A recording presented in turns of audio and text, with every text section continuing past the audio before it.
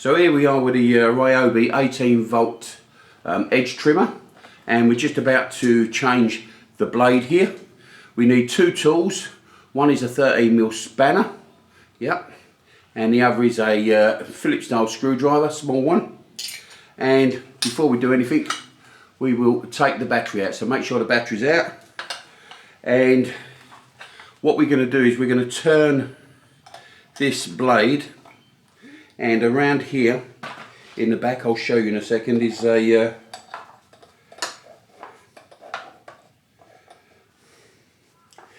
slot where we put our screwdriver.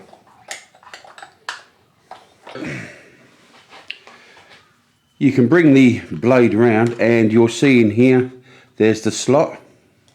Yeah, so find the slot, put the screwdriver in. That's now locked.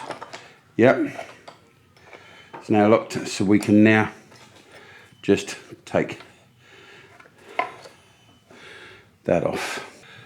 Remember to put the big spacer washer back on and your nut back on, just loosely, so that you don't lose them while you go and get yourself your new blade.